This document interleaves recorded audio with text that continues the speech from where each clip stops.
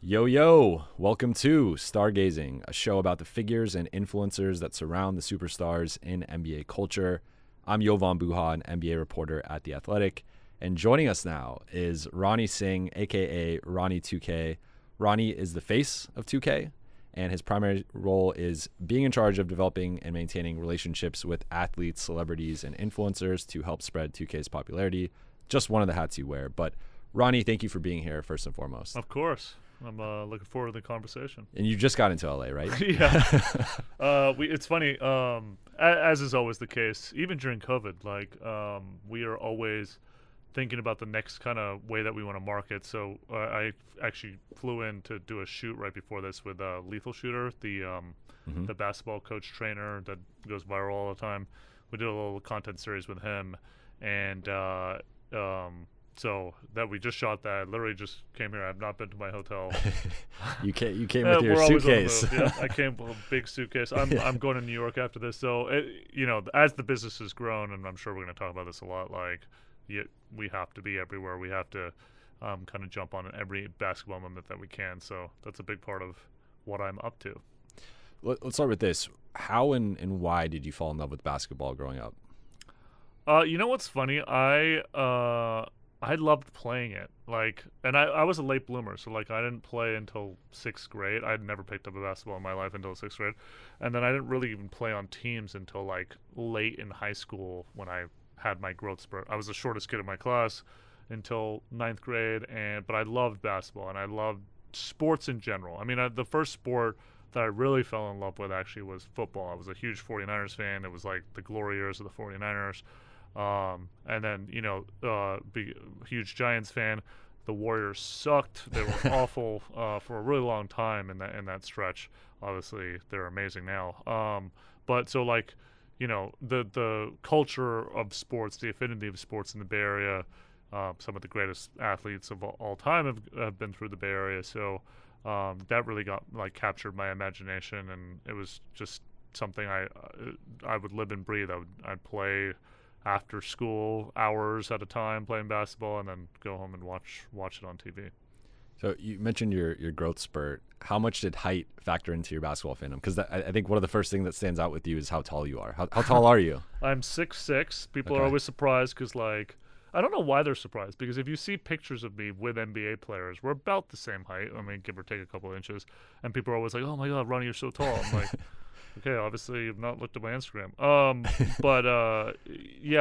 My growth spurt, I was the shortest kid in my class in 8th grade. I was 4'6", and then by junior year I was 6'1", and that hurt like hell, to grow that fast. And also I was I'd be shooting, and all of a sudden I'm like, why does my shot keep going further and further away? You had to adjust. I was growing, yeah. So you originally wanted to be a sports agent, if I understand that correctly. Yep. Like Jerry Maguire, that was your kind of inspiration. What went into wanting to do that, and then ultimately, why did you not continue to practice law after you got into it? So like most college students, you have to pick a major, and unless you're a doctor, engineer, lawyer, you're kind of don't really know what I want to do with my life. But it's heavy expectation. I was from a Brown family, so there was everybody was a doctor or a business owner or an engineer. Those are the typical things. But I always loved sports. I just could not get away from it. So I was if I'm going to be a lawyer, if I'm going to go to postgraduate education, I'm going to do it in sports. And Jerry Maguire was the inspiration there. But for years, I was trying to figure it out, like most people. Finally, I settled on. I had enough credit to go to law school, so I took my LSAT, got a really great score, and then got into Columbia Law and went to Columbia Law for nine weeks and hated my life. It was awful. I didn't think law was going to be what I thought it was going to be. I picture, the movies. I picture, a lot of the things that partners do, watching Suits or something, It wasn't that. And not that I wasn't dedicated to it, but I wasn't passionate the way I was passionate to sports, right? So, I got an opportunity right after I took a break. I was I'm going to take a break, and I went to work for a law firm to make sure I wasn't wrong with my decision. But at the same time, I went to work for a women's basketball team in San Diego. and was working like 80 hours a week, which I do regularly now at 2K, but just no thrill in it. And then, but the basketball team, which I was volunteering and, not making anything, I loved. I ran their game day operations. Minor league sports were so much fun because your role was so important. You wore so many hats. And so then when I came over to 2K, coincidentally 10 minutes from where I grew up, which is pretty crazy to think about. That's crazy. It sort of had the same mentality. We were the underdog. We were the startup. Like at the time we weren't the majority leader in the basketball category, in any category really. It was just a few years out of the game was made out of our lead developer's garage, but I really believed in the people there. The heads of our studio are just incredible. Everybody that works on the game, very dedicated. It's a labor of love, and that's what I saw commonality when I went to 2K. I was like, these guys love sports as much as I do. They love making games. I feel like this is a place where that could have a lot of success. You also worked for a minor league baseball team, and I've in doing research for this, the Jose Canseco story came up a few times. Can you share that? Sure.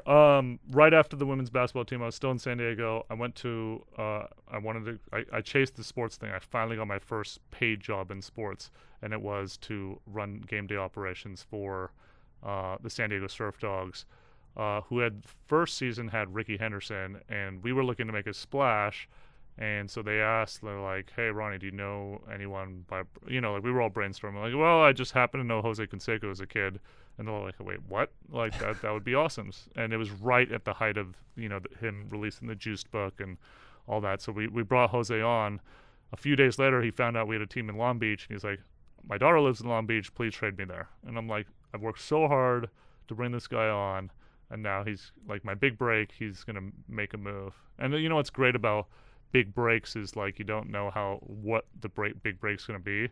And it turned out that when he came back to visit us as an away player with the Long Beach Armada, he faced off against us. And the night before, me and my staff went to Vons and bought a bunch of grape juice boxes and stickers of his face. I don't remember where we found the stickers of his face, but we basically applied a sticker of his face on all the juice boxes and turned it into one of the bigger viral moments before social media that we could fathom. It was on SportsCenter, it was everywhere, right? And that was like the kind of the first grassroots marketing thing that I was really part of, and I really got excited about what you could do with little budget by just having your passionate fan base get very excited about a moment. And that was kind of a really big lesson, that kind of grew momentum as I went to 2K. Were you guys still cool after that? Yeah, I mean, I haven't talked to him in a long time. I wonder how he's doing. But yeah, we were fine. I mean, it was like one of those things that made sense, and it's kind of like the same thing with the ratings and the NBA players. They get, NBA players get it, even when they get upset and think that I have something to do with it, which I don't really. It's an understanding about. We're trying to get our product in front of as many eyeballs as possible. Mm-hmm. So that kind of conversation is really fruitful to, be able to do that. So let's shift to 2K. You ranked top 10 in the 2K5 leaderboards. Yep. How did you get so good? And who was your go-to team and player around that time? Wow, what team did I play in 2005? God, that was so long ago. I'm trying to remember because every year I've shifted. That was always my thing. When I'd play quick game, and our game has completely changed now, where nobody plays quick game, or I definitely don't. I'm trying to remember who I played. I think it was the Wizards or somebody. But anyway, okay. Arenas doesn't really matter. Anton there was a lot of really good teams back then. That was the year that Ben Wallace was on the cover, and how I got good was I was like most, late teens, early 20s. People that was like, hey, I'm just gonna dedicate myself to being really good at this. So after I got back from my job at the Surf Dogs or the law firm or the Siege, that's what I did all night. I slept 3 hours, which I pretty much do now, but I was playing 2K, and just I was addicted to the game. I was in love with the game, And what's so cool about that is, I'm still the same dedicated fan that just represents the fans as this kind of voice for the consumer, but it comes from a very, organic place, a model that would be very hard to duplicate. This super fan that ended up just like talking about the game so much, and it becoming, a career. And then how did you get the nickname Ronnie 2K? Was that like your gamer tag at that point, or no? It was not. I'll never forget the conversation. I just talked to our marketing folks. I had a presence on the forums. That was my first job at 2K, was to run the forums, be a forum manager, and my profile image. This was before I like had my identity out there. Was Ronnie James Dio. You're like, who the hell? Yeah. It's okay. Somebody will. Anyway, but I was like, look, I really feel that people are connecting with other people more than they're connected with brands. And I mean, now you look at it, you're like, duh, influencer marketing for sure. But back at the time, that was a really like kind of leap. You would have this brand that was trying to grow its own identity. That was like, also, let's build a personality that will also grow its identity, kind of simultaneously. So those conversations with 2K, they were, really supportive because they got the vision. 2K was always ahead of social media, always ahead of influencer marketing, and it's just kind of a testament to a lot of work. I never thought, and I've said this a million times, I never thought it would turn into anything like it has. I really thought it was going to be, just this underground thing that if you were a Supercore fan, you knew me and you could connect with me and I could, talk to you one-on-one. But now it's, become this thing where it's one to many, and I have to put out content and talk to people on a much more broader scale. But it's been the most amazing thing ever, for sure. So you were one of the OG influencers. Like, did you? I mean, you said you couldn't imagine this unfolding the way it has, but when did you kind of start to feel like you were gaining momentum and it was becoming? There were a few, right? Like Chris Move was another big one early. I think and there was this guy. What was his name? He made Michael Jordan videos. Oh my God, it's gonna bother me. Anyway, there were a few people that were like early that had their kind of niche at 2K. Like this guy made Michael Jordan videos and when we had 2K11, and Chris Move was the My Player guy, and My Player wasn't a thing until 2K10. So like he kind of took off then. Everybody that found a niche like could kind of leverage it. For me, I think it became when the athletes started talking about me in a variety of ways, whether it was ratings or seeing me at an event or like it meaning a lot. Now you look back and you think like I've been there almost 15 years and 14 in a couple months. And the crazy thing about that is a lot of these guys that are coming to the league now, they were 5 years old when the game came out, right? So like this is literally all they've been playing their entire life. I've had that conversation with Zion and Karl-Anthony Towns and like a bunch of guys that they're like, this is the only game I've played my whole life, and and you were there at the very beginning. So that kind of connecting again with the quality product that we put out has created this very organic and kind of amazing thing. What does it mean to you to hear stuff like that and to be the face of 2K and all that comes with that?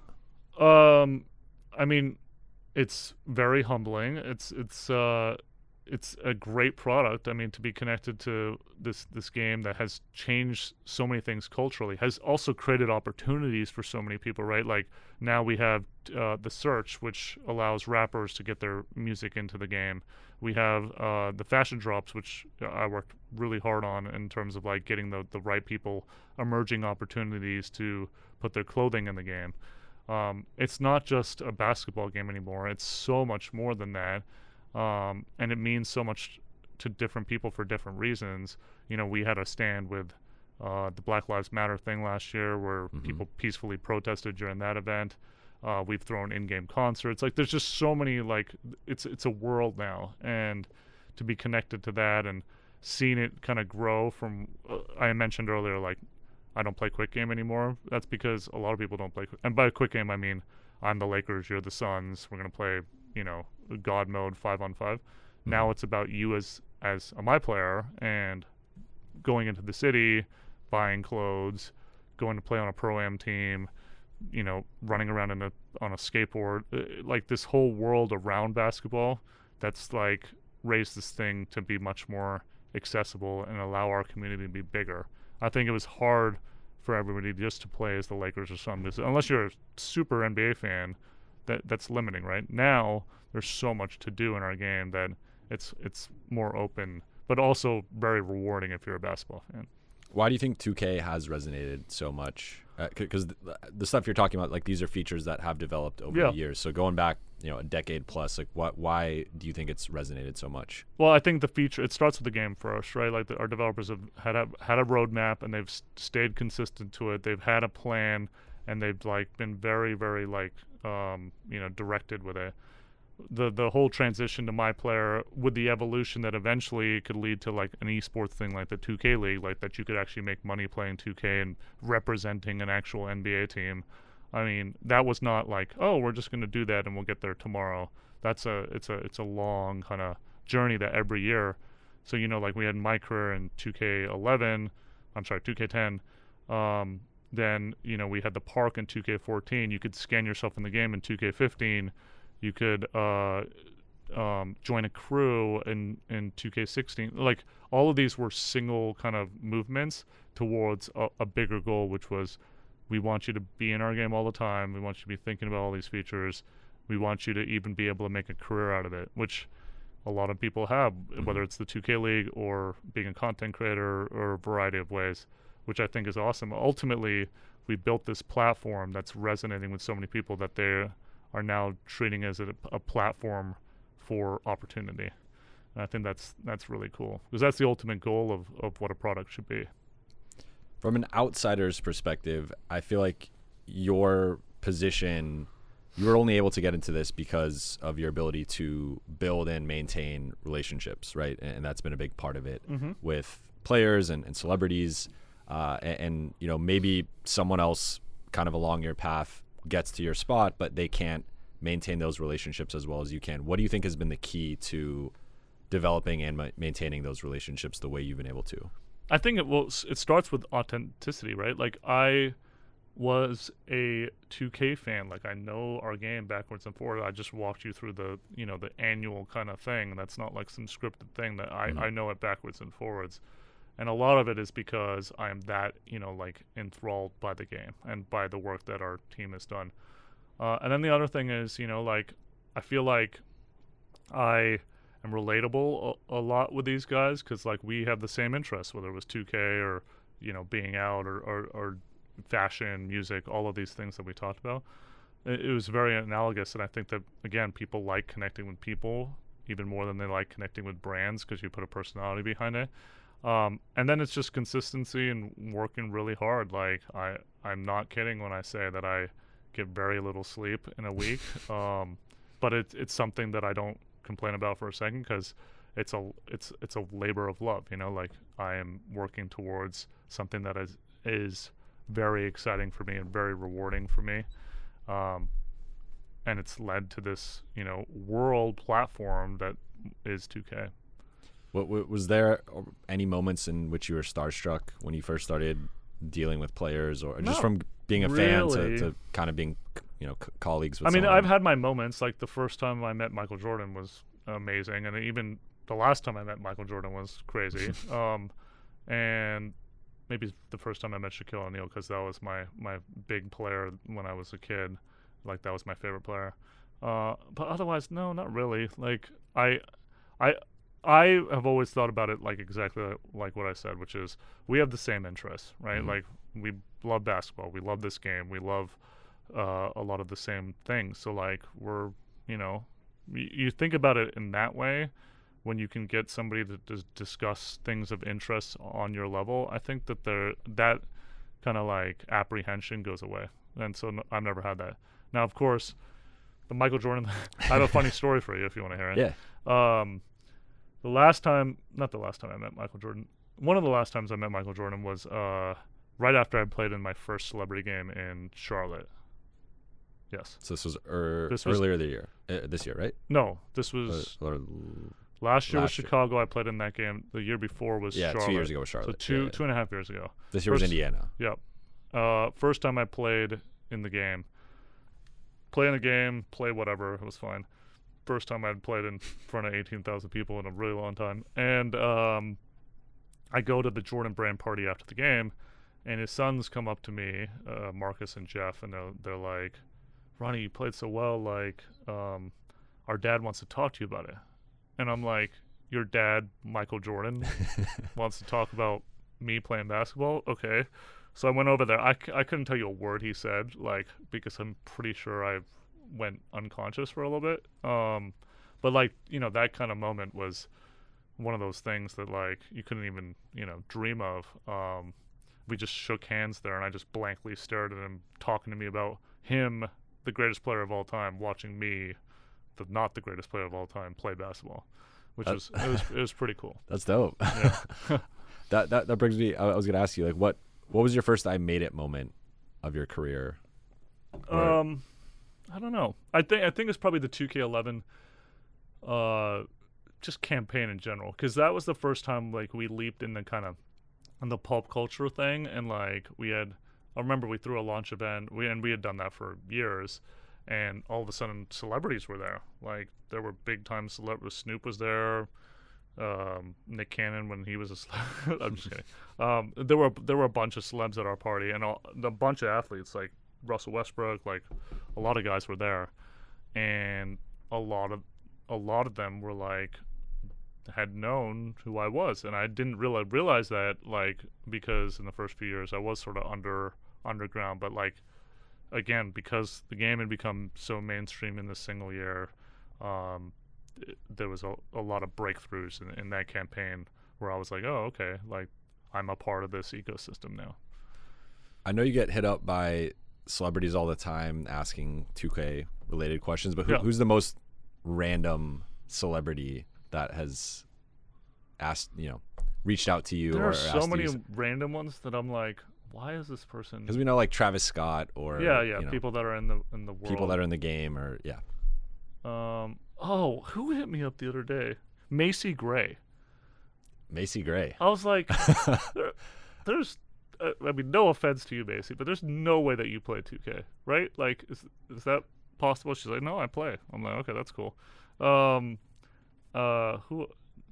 And you could check who play, like you can, if you know their. Oh yeah, if I know their game, yeah. I know exactly what they've done in the game. I'm followed on social media by Jennifer Love Hewitt, who was a big celebrity crush of mine when I was a kid. I've never DM'd her. She only follows 90-something people. I have no idea why she follows me, but maybe it's because her kids play the game. I have no idea. Melissa Joan Hart. I just That's maybe their kids play. I don't know. that's funny. I saw you mention your Rolodex on a podcast and who you've recently been texting. Who have you been texting this week or talking to as you're traveling? And well, I mean, usually it's about, like, what opportunities we have coming up. Like, I just actually was on the phone with Quavo on the way over here because there's a 2K opportunity that I think our fans are going to be super excited about that I can't talk about yet, but that I want him to sort of, like, spearhead, as obviously he's played in the celebrity game before. He is very into the basketball culture. He loves our game. So I was just talking to him about that. We just did a shoot with Lethal Shooter. I talked to Jay Balvin yesterday about some other game that 2K has. So obviously basketball is my focus at 2K, but we've taken over licenses that are very exciting to me. I was a huge WWE fan as a kid, and so 2K just took over the WWE license a couple years ago. This is the first year where they've had a full cycle on it. WWE 2K22, which comes out in a few months, and I am so excited to, like, talk about that crossover audience. And, like, there's people that I talk to like, I was with Karl Anthony Towns a couple weeks ago when he was up at, playing the Warriors, and we had dinner, and we spent like 25 minutes talking about Ric Flair and Stone Cold Steve Austin. It was just like the most random conversation, but it's like it's kind of funny watching these worlds collide, because, like, I'm very excited to about that game, and getting to talk to him about it and maybe do some content down the road with him about it is a very exciting proposition. Let's transition to ratings. Yep. And I think anyone who follows you understands that you have a say in the ratings, but it's not you necessarily Correct. saying this player's a 90, this player's an 88. Yep. But you're obviously the voice and the face of it, so you get some of that flack. But I know with fans and with trolls, you're going to get some of that negative reaction. But with the players, Yep. why do the players care so much about their ratings, and why do they have these visceral reactions to when you unveil them? I mean, ultimately, the NBA players are competitive on and off the court, right? So, like, I know for a fact, because I've talked to a lot of them, that they talk about this number, which honestly doesn't mean a lot because it's dynamic and can change with an individual's performance for over a week or whatever the stretch of time is that justifies a ratings change. That's totally within their control. However, in the locker room, you know that people are saying, this guy at your position has 2 points better than you at your position, and he's not as good as you. You're going to get mad about that because you're inherently you're competitive. So I think that conversation is super awesome for us. And it's always fun to watch these guys like just get so frustrated. But like the other thing that I will say is like there are no 99s in 2K22. There haven't been any 99s for a while, and it's because we have historical players and we have to like put them over the course of time. But I think that like in their minds they're like the top 100 players should have a 90 plus, but it's really like the top 15 players have a 90 plus. So like if you think about it scale wise, anytime I show somebody a list of the top 20 players, they're like, oh, that's pretty accurate. Like that, like if you see them like just juxtaposition by their ranking, just sorted by their order, you're like, oh, maybe I have a problem with one or two of these guys, but for the most part, this looks accurate, right? The top 4 guys are, not surprisingly, Steph, LeBron, Giannis, and KD, right?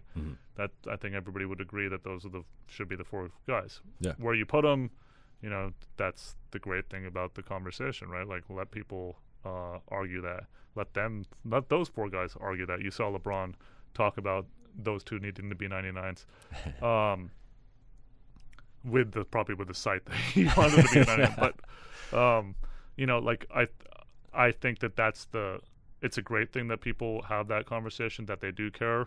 It is competitive amongst the locker room, but it is fascinating that like it doesn't affect their paycheck whatsoever, right? Like you make an all NBA team, that affects your paycheck. You make, you can be a Super 2. Having a 90 plus rating in 2K does not give you Super 2 status. But you would think it would. Maybe you guys should add that into the next CBA. Next CBA. Yeah, but I mean they treat it that way, which is pretty cool. But I mean, I will say one more thing. Like, if you're an NBA player and you get drafted, having played this video game your whole life, I mentioned that earlier, right? It's been a dream for you to be in the NBA. Obviously, you've worked really hard for that. But it's also been a dream for you to be in this game. And like a lot of those guys tell me, like when they get drafted, they're like 1A, 1B. Be in the NBA, be in a video game, be in NBA 2K. And to have a platform where they care that much to participate in our game is really extraordinary. But I get it. Like, they played it their whole lives. It's just like me, right? I love sports so much, and now I get to work in the sports industry. What a thrill. It's the same thing for these NBA players. You've had notable interactions with a few players on Twitter, John Wall, DeMarcus Cousins, and then recently Bradley Beal and his wife. I guess, what is it like when a player comes at you? Because, again, you get, I'm sure if you pulled up your mentions right now, you have trolls in there, you have people calling you out, whatever. But when a player does it, and that's something that everyone's going to see, it's going to get picked up places, aggregated, it goes viral. Like, what is that like when a player's coming at you versus just the average troll? I think the players know that I'm not responsible for the ratings, but they like to kind of participate in the conversation and have fun with it. I've been friends with Bradley for a really long time, and it is part of like just the conversation. I think they have an understanding that our platform needs to be in front of as many eyeballs as possible. So when that conversation happens, it's actually good for everyone in a strange way. That conversation is lifting the NBA. It's lifting basketball, right? It's lifting 2K. It's lifting the profile of that player. So I don't think that there's any like ill will or anything. And usually, you know, like we're in the same circles. We're seeing each other a lot. It's part of the ecosystem of that conversation, which I think is really cool. How did you develop such thick skin? Because I know being a reporter, I'll get, you know, I write a certain story. There might be, Yep. I've gotten it where players have come at me. I've definitely have trolls in my comments, and they'll find creative, like, you know, they went to my fiance's Instagram and started commenting stuff. They go stuff. to mine too. Like, how did you?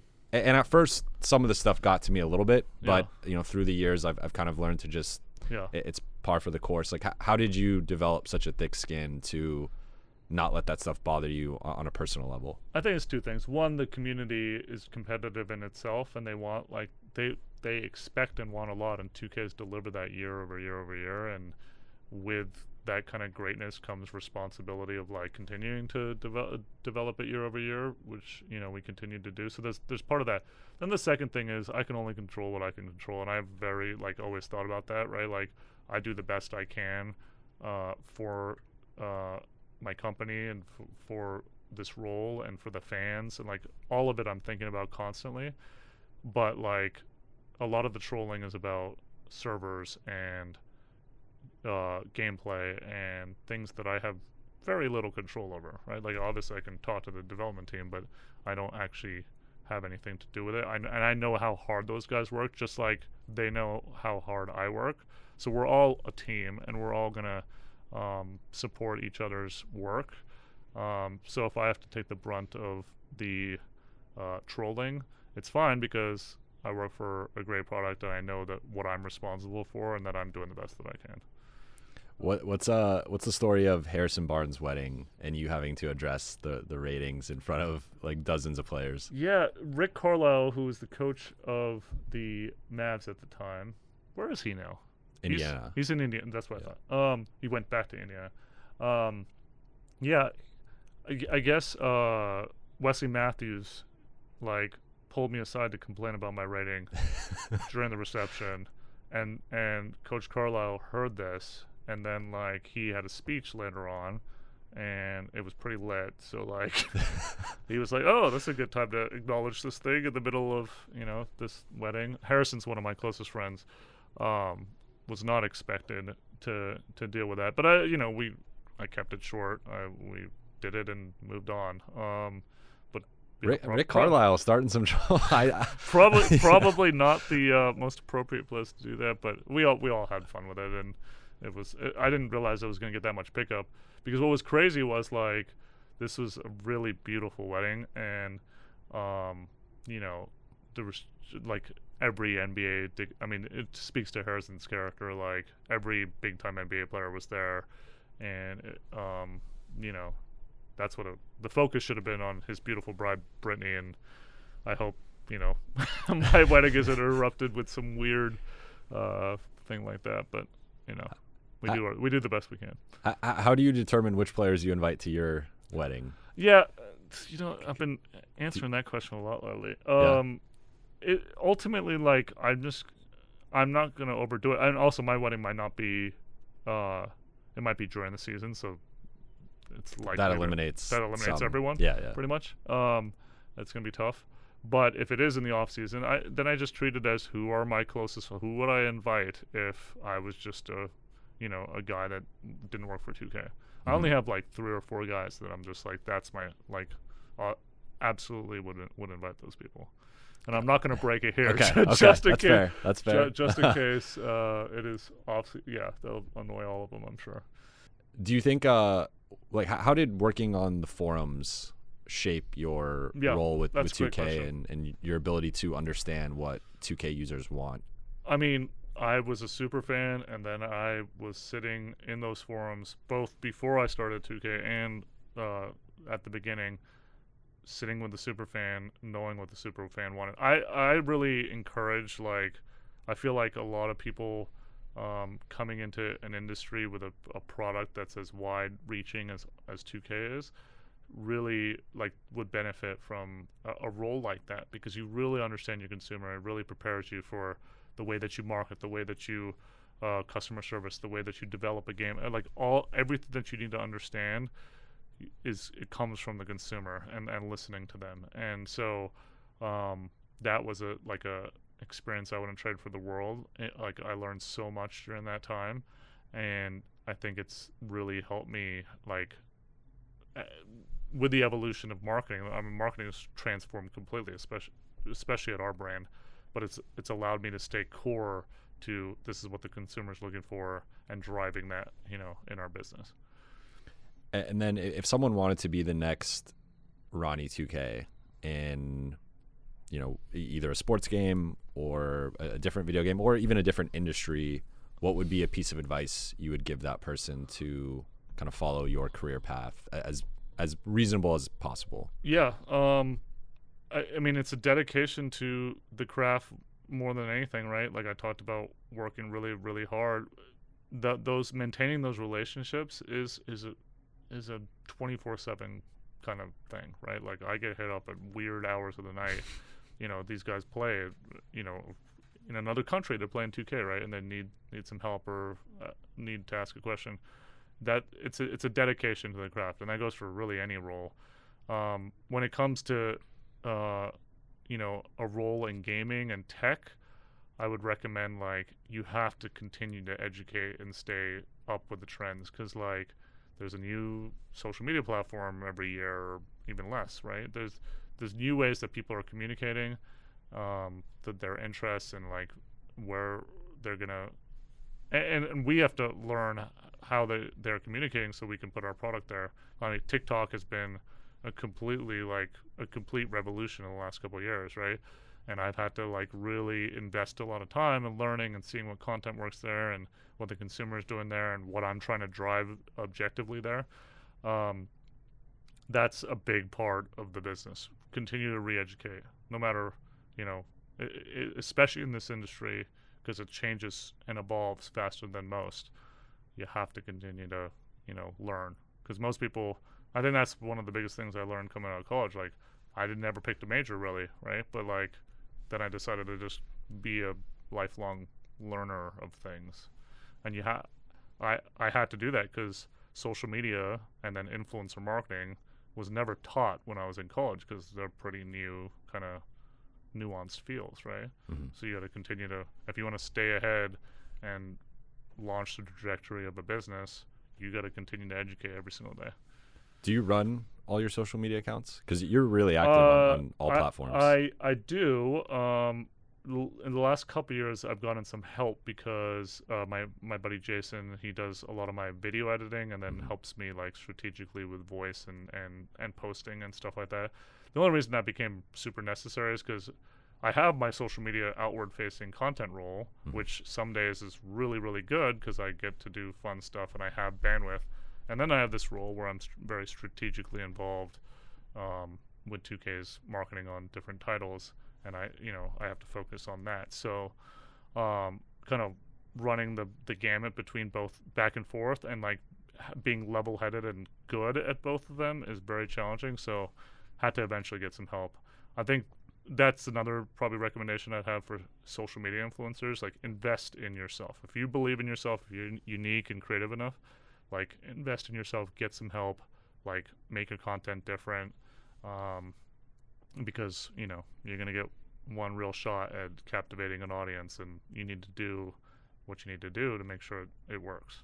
How much pressure is there on you on a daily basis in terms of, like, because, I mean, literally Ronnie 2K's in your last name. I mean, not obviously your actual last name, but I've been thinking about legally changing it. Yeah.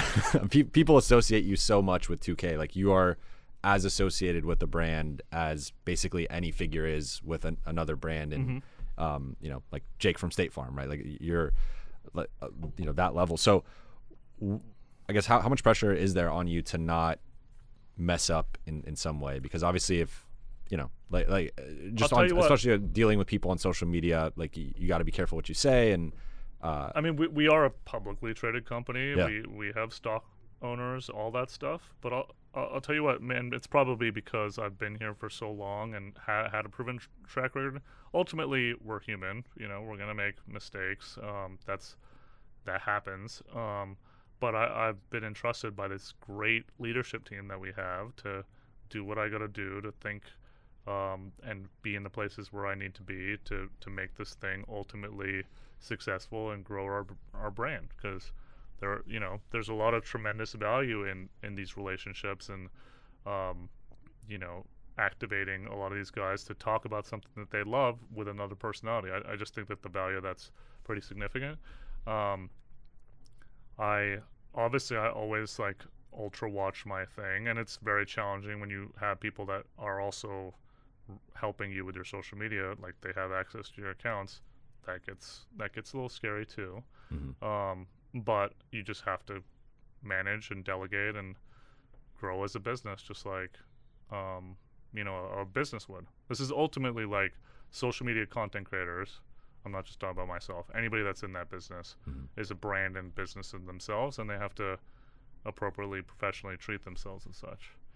And so, part of that is making sure that you are delegating and building and doing the right things to maintain the brand. A couple more questions here. In terms of, you mentioned like the 24/7 nature of staying in touch with people. Do you have a process to that in terms of like a spread? Like, do you have like a spreadsheet of like, this is the last time I talked to this person, or like, are there, or is that in your head kind of, I haven't talked to this person in a while, let me reach out to them? Like, how do you navigate with 450 players, but on top of that, celebrities, rappers, Not really. I mean, you also, a part of it's awareness too. Like, I would say, like, I don't have a million skills in this world, but one thing that I feel like I'm good at is like understanding somebody's like aptitude for being connected. Like some people don't like to talk all the time, some people are very busy, like, so just like ranging that. But I'll tell you one thing that influencers, celebrities, athletes really don't like is you only reaching out to them when you need something, right? Like, and it's about, and I'm in an enviable position that I can offer value, like whether it's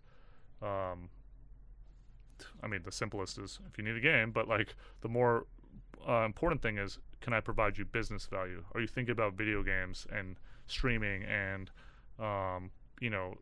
your brand endorsements? Are you thinking about those fully? How are you going to leverage this very important marketing vehicle that is video games to enhance your other businesses, right? That's what I'm always thinking about with the people that I try to talk to. I'm not trying to look for anything. Once in a while, I'm looking for opportunities where it's going to be mutually beneficial at all times. I think it's that's the important thing, like care about people, appreciate what people do. When you talk to somebody, don't make it about yourself, make it about how you can help each other. It's just like a friendship, and I think that's the important thing that people need to do in this business that will find success.